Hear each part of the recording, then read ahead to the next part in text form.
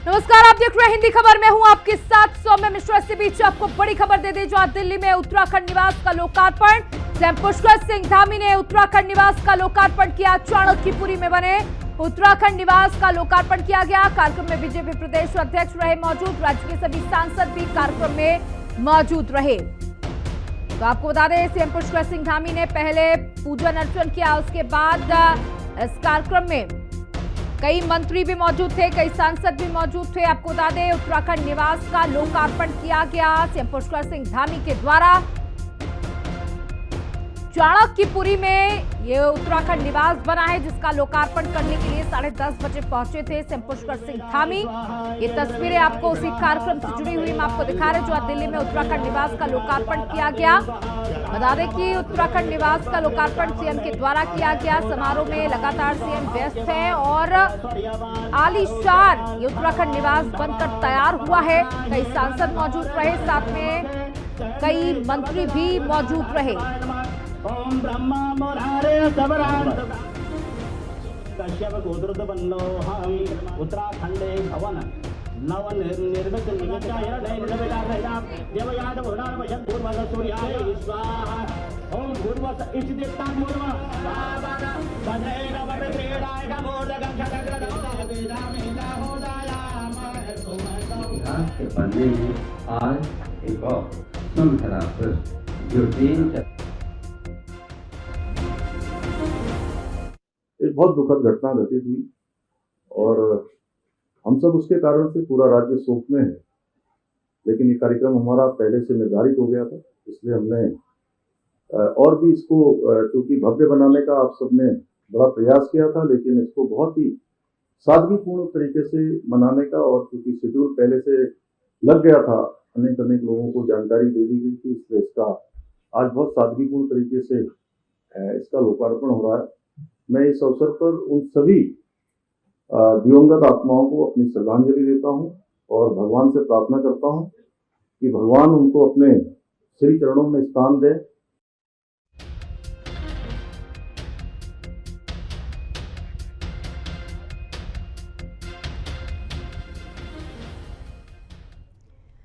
जहां हिंदी खबर के अब कई बड़े सवाल हैं, जहां क्या 36 मृत आत्माओं की शांति के लिए भी आहुति डाली गई?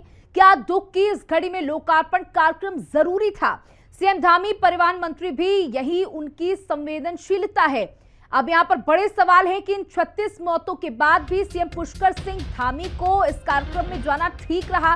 ये कई बड़े सवाल हैं जो हम पूछ रहे हैं, जहां पर क्या दुख की इस घड़ी में लोकार्पण कार्यक्रम इतना जरूरी था कि सीएम यहां पर पहुंचे और अपना समय दिया, जबकि वो अस्पताल में 9 घंटे लेट पहुंचे थे। उनका कहना था कि किसी कार्यक्रम में व्यस्त थे, जिसको स्थगित करने के बाद वो वहां पहुंचे। जन आक्रोश भी देखा जा रहा है। 36 लोगों की जिंदगियां तबाह हो गई, 36 परिवार तबाह हो गए, 36 लोगों की मौत हो गई। और उसके बाद जब इस तरीके के कार्यक्रम में सीएम धामी शामिल होते हैं, तो एक बड़ा सवाल उठता है, जो हिंदी खबर का सवाल भी है, क्या इस कार्यक्रम में उनका जाना उचित था? हमारे साथ अशोक कुमार देहरादून से जुड़ चुके हैं, कंचन अरोड़ा दिल्ली से जुड़ी हुई हैं, साथ ही प्रशांत राय हमारे साथ न्यूज रूम से लाइव जुड़ चुके हैं। सबसे पहले मैं आपके पास आना चाहूंगी अशोक, मैं सबसे पहले आपके पास जाना चाहूंगी, जिस तरीके से ये घटना हुई, ये बेहद दुखद घटना रही, जिसमें 36 लोगों की जिंदगी चली गई है। और अब जब सीएम पुष्कर सिंह धामी इस कार्यक्रम में पहुंचे हैं, तो पहले ही लोगों में गुस्सा था, अब और कहीं ना कहीं गुस्सा देखा जा सकता है। बिल्कुल, हम एक बार प्रशांत की तरफ रुख करना चाहेंगे, न्यूज रूम से हमारे साथ जुड़े हुए हैं। प्रशांत, देखिए, जिस तरीके से इस कार्यक्रम में सीएम पुष्कर सिंह धामी सम्मिलित हुए, पूरा पूजन अर्चन उन्होंने किया, और जब पहले उनको अस्पताल पहुंचना था तो वो 9 घंटे की देरी से पहुंचे थे। प्रशांत, तो अब एक बड़ा सवाल खड़ा हो रहा है, क्या इस कार्यक्रम में शामिल होना जरूरी था? बिल्कुल, देखिए सौम्या, ये जो समय है ये पूरे उत्तराखंड वासियों के लिए काफ़ी दुख का समय है। 36 लोगों की मौत हुई, उनकी चिताएं अभी भी सुलग रही हैं, और ऐसे में मुख्यमंत्री पूरे लाव लश्कर के साथ, सरकारी अमले के साथ, तमाम मंत्रियों के साथ भव्य लोकार्पण कार्यक्रम कर रहे हैं। हालांकि उन्होंने कहा कि अल्मोड़ा हादसे पर उन्हें दुख है, उन्होंने दुख जताया, लेकिन अगर भाषण के आगे का हिस्सा अगर हम देखते हैं तो उसमें मुख्यमंत्री हंसी मजाक करते हुए नजर आ रहे हैं, वो अधिकारियों की तारीफ करते नजर आ रहे हैं।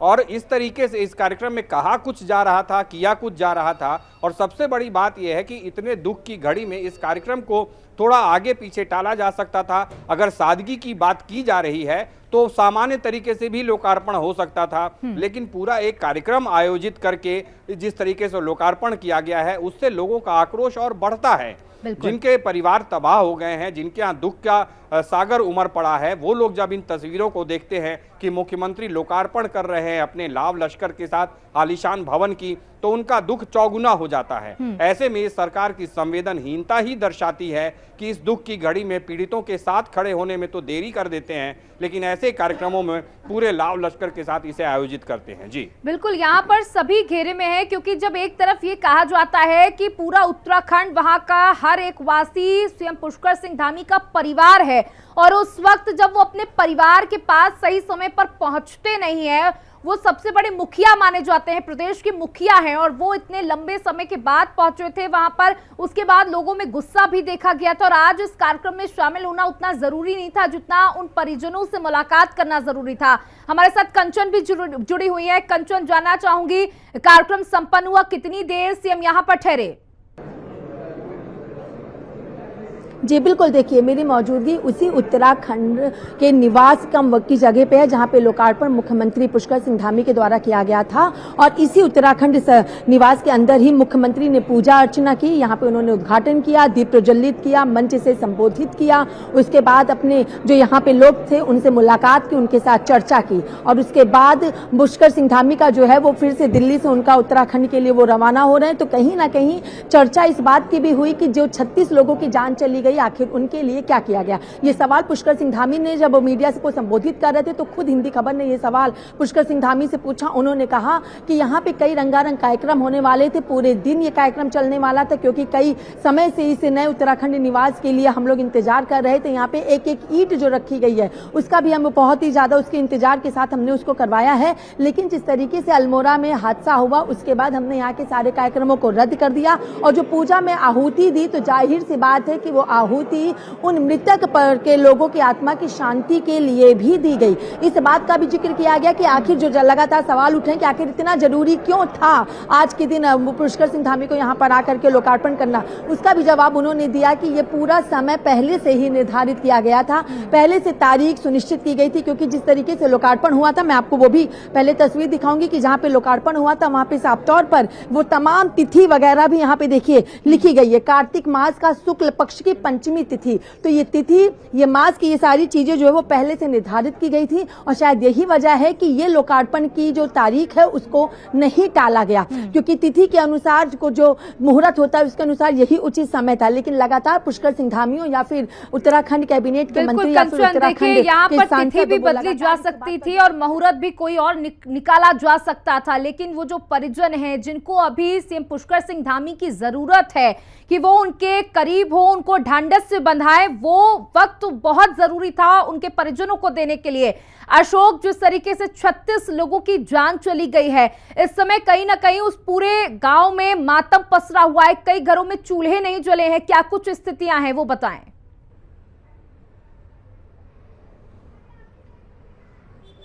देखिए, सबसे पहले सौम्या मैं यहाँ पर ये बात कहूँगा कि आज जिस तरीके से मुख्यमंत्री दिल्ली पहुंचे हैं और एक आलीशान उत्तराखंड निवास का लोकार्पण किया गया, एक तरफ ये है बात है, तो दूसरी तरफ अगर हम पहाड़ों की बात करें जहां पर एक खुशनुमा माहौल होता है, और जब ये अल्मोड़ा का हादसा होता है, इस अल्मोड़ा हादसे के बाद जिसमें 36 जाने चली गई मारचूला के इस हादसे में, उसके बाद से पूरा पहाड़ आज मातम में है।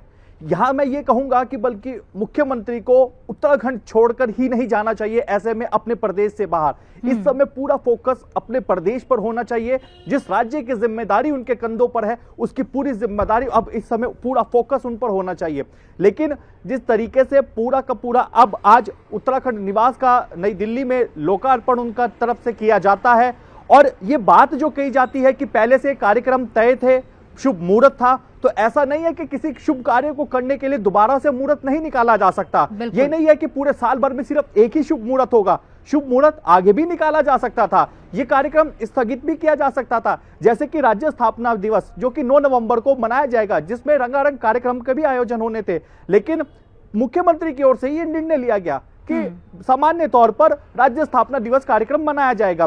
वो कार्यक्रम में जो रंगारंग प्रस्तुतियां थी उसको भी स्थगित करने का काम भी तो मुख्यमंत्री जी आपने किया ही है। तो ठीक इसी तरीके से इसको भी स्थगित करने का काम किया जा सकता था। शुभ मुहूर्त और कोई भी निकल सकता था। ऐसे में यहां ये कह सकते हैं कि हर तरीके से अभी इस पूरे मामले की जो गुत्थी है वो उलझी हुई है, क्योंकि इसमें हर स्तर पर लापरवाही देखने को मिली। पहली बिल्कुल अशोक, हम आपके पास आएंगे, लेकिन वो दूसरी फिर से आपको वो बात सुना देते हैं जहां सीएम धामी ने कल ही ये बात बोली थी कि सारे कल्चरल कार्यक्रम स्थगित किए जाएंगे, और आज वो खुद एक कार्यक्रम में मौजूद थे। राज्य स्थापना के भी अनेक कार्यक्रम होने थे। सभी कार्यक्रमों को हमने कहा है कि क्योंकि कल्चरल कार्यक्रम हमारा 8 तारीख को प्रस्तावित था, उस कल्चरल कार्यक्रम को अभी स्थगित कर दिया है इस शोक के कारण से। और जो भी हमारे लोकार्पण और इस प्रकार के बड़े समारोह होने थे, वो सभी समारोह में जो भी सांस्कृतिक कार्यक्रम थे, इस प्रकार के कार्यक्रम थे, उन सभी को उसमें से हटा दिया सादगीपूर्ण तरीके से, क्योंकि शोक का विषय है और हम सभी लोग दुखी हैं, पूरा राज्यवासी दुखी हैं। हम भगवान से प्रार्थना करते हैं कि जो हमारे बीच में नहीं रहे, जो जिनकी इसमें जान गई है, भगवान उनको अपने श्री चरणों में स्थान दे और उनके पारिवारिक जनों को इतना बड़ा कष्ट आया, आघात आया, उनको एक कष्ट सहने की भगवान शक्ति प्रदान करें। और हमारे साथ कांग्रेस प्रदेश अध्यक्ष करण महाराज जुड़ चुके हैं फोन लाइन पर। सर बहुत बहुत स्वागत है हिंदी खबर में आपका। जी नमस्कार। देखिए, आज सीएम पुष्कर सिंह धामी एक भव्य कार्यक्रम में पहुंचे। हालांकि उन्होंने कल ही ये बात कही थी कि किसी भी तरीके के कल्चरल कार्यक्रम को स्थगित कर दिया गया है। क्या कहना चाहेंगे इस पर? देखिए, मैं ये कहूँगा, मेरे संज्ञान में हो पूजा का कार्यक्रम था और कंडोलेंस 1 दिन की या 2 दिन की होती है, वो उन्होंने की होगी जो मुझे लगता है। लेकिन इस समय जो सबसे अहम सवाल ये है कि वहाँ जो अव्यवस्था थी उसके लिए जिम्मेदार कौन और क्यों उन चीजों को ठीक नहीं किया गया। और आज से 3 साल पहले वहाँ एक बड़ी दुर्घटना इसी स्पॉट से लगभग 18-19 किलोमीटर की दूरी पर हुई थी, जिसमें 48 लोग मरे थे। उसके बाद भी पैराफिट्स नहीं बनना, रोड का चौड़ीकरण नहीं करना, सड़क के गड्ढे ठीक नहीं करना और विभागीय लापरवाही जो रही है वो उसको क्यों सरकार या प्रशासन ने ध्यान नहीं दिया, ये इम्पोर्टेंट है। साथ में जो इन्होंने एयरलिफ्ट करने की बात कही वो 5 घंटे बाद शुरू हो पाया, वो भी रामनगर से, जबकि मरचूला से रामनगर पहुंचने में लगभग 2 घंटे लगते हैं और रेस्क्यू में 1 घंटा करीब नीचे नदी से उस सड़क तक लाना, बस से निकालना, तो 3-3.5 घंटे का जो देरी होती है उसमें एक्स्ट्रा ब्लीडिंग से बहुत लोग मरते हैं। तो उसके लिए क्या वैकल्पिक व्यवस्था है? और इतने वर्षों में जबकि पर्वतीय क्षेत्र में ऐसे एक्सीडेंट्स होते रहते हैं, तो हमारी क्या सरकारों की तैयारियां रही हैं? क्यों हम अपने पटवारी, तहसीलदार इत्यादि को कोऑर्डिनेट भेजने के लिए ट्रेनिंग देते ताकि चॉपर्स के लिए कोऑर्डिनेट भेज सके और वो तुरंत जहां घटना घटी उसके आसपास चॉपर्स उतार के लोगों को उठाया जा सके, पहुंचाया जा सके। बिल्कुल करण महाराज जी, अब लगातार हिंदी खबर बड़े सवाल पूछ रहा है सरकार से कि क्या व्यवस्थाएं थी, और जिस हेली सेवा का अभी उद्घाटन किया गया खुद प्रधानमंत्री के द्वारा, वो भी जब जरूरत पड़ने पर आई तो उसमें उपकरण ही मौजूद नहीं थे।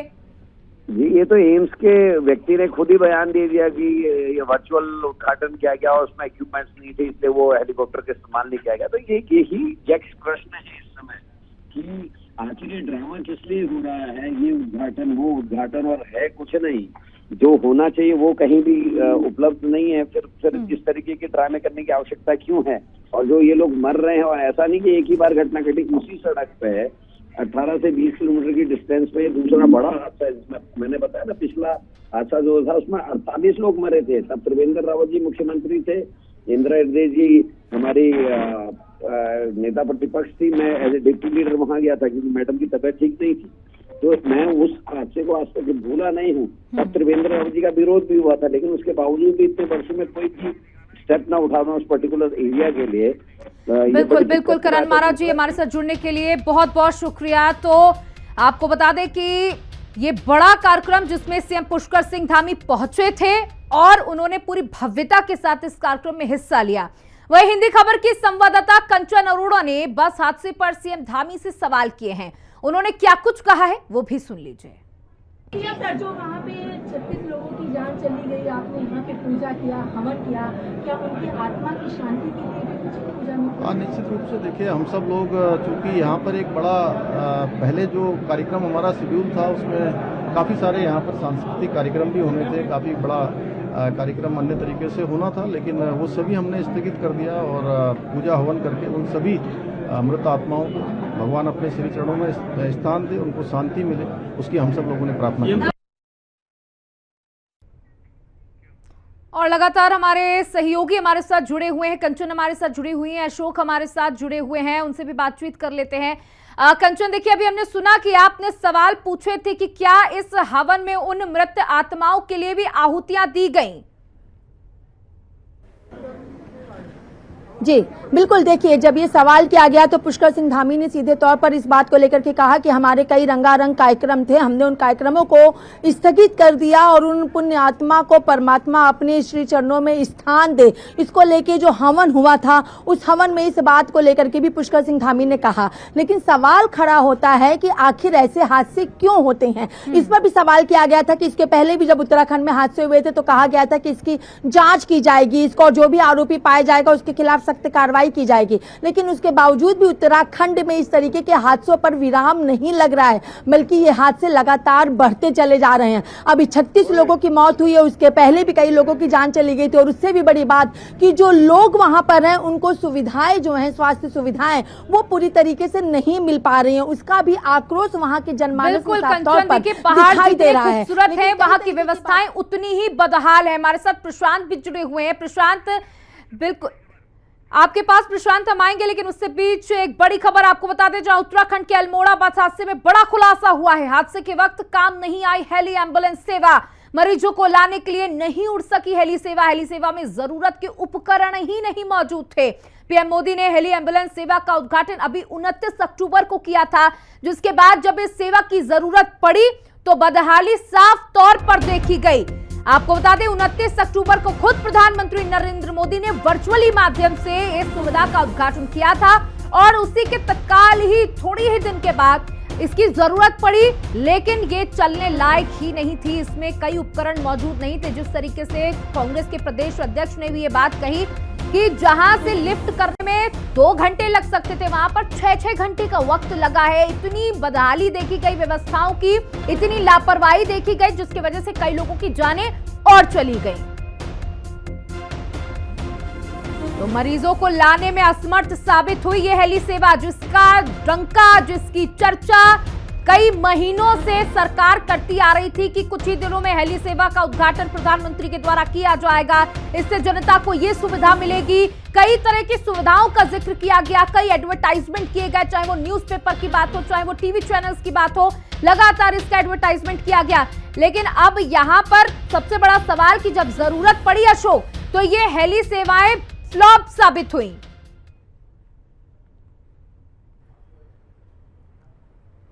निश्चित तौर पर फ्लॉप ही कहा जाएगा, बल्कि फ्लॉप क्यों, मैं तो ये कहूंगा बिल्कुल बंटाधार अगर हुआ है यहां पर, क्योंकि जिस तरीके से हेली सेवाओं का जिक्र किया जा रहा था और जब हाल ही में प्रधानमंत्री नरेंद्र मोदी ने वर्चुअल के माध्यम से इस हेली सेवा का शुभारंभ किया और खुद ऋषिकेश मुख्यमंत्री पुष्कर सिंह धामी भी पहुंचे थे, वित्त मंत्री प्रेमचंद अग्रवाल भी वहां पर मौजूद थे, तो माना यह जा रहा था कि अब आने वाले समय पर अगर पहाड़ों में कोई हादसा होता है, कोई बस पलटती है, कोई बड़ा हादसा होता है, वहां से ऋषिकेश के एम्स अस्पताल में आसानी से इस हेली सेवा के माध्यम से वहां तक जो घायल हुए हैं उनको पहुंचाया जाएगा, या जिनकी सिचुएशन क्रिटिकल है उनको इस हेली सेवा के माध्यम से यहां पर लाया जाएगा।